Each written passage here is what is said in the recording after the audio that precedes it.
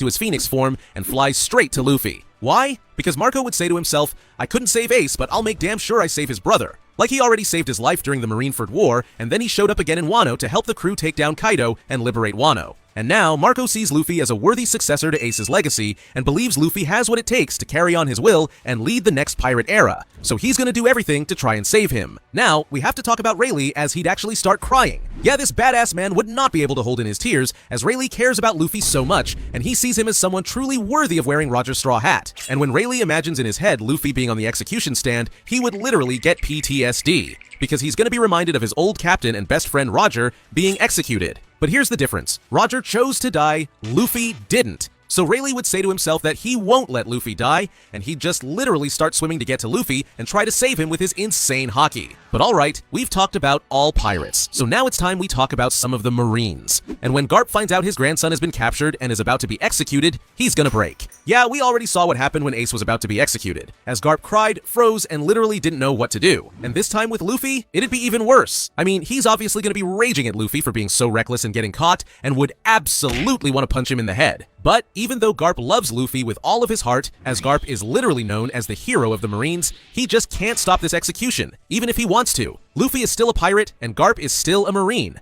But let's be real, when he sees that Luffy is about to be executed, he's probably gonna stop it at the last second, as he just can't see his grandson die. So, yeah, he's gonna go against the Marines and give his own life to save him. But what about Kobe? Well, he's gonna be bawling his eyes out. He sees Luffy as one of his best friends, as he was the one who saved him from the Alvida pirates and inspired him to chase his dream of becoming a Marine. So even though they ended up on opposite sides, they've always been very close friends and truly respect each other. So Kobe really doesn't want Luffy to die, and he would definitely try to talk the world government out of executing him. But when they say no, he'd have no choice but to accept it, even though he'd be super depressed about it. However, Akainu would absolutely love seeing Luffy executed. Yeah, he hates Luffy for being a chaotic pirate and ruining the justice in the world, and he wants nothing more than to turn him into a donut, just like he did with his brother. So when he sees that Luffy has been captured, he will literally celebrate with the Marines and just laugh for a whole day straight. He's literally also going to send a personal invite to the other Straw Hats, as he wants all the Straw Hats to die. So you can expect Akainu waiting for them with his magma attacks, ready to take down all the pirates coming to save Luffy. But Kizaru, he honestly wouldn't even care all that much. I mean, he actually respects Luffy for his insane strength, and he even said he was impressed by the man Luffy's become. He also tried to avoid fighting him on Egghead,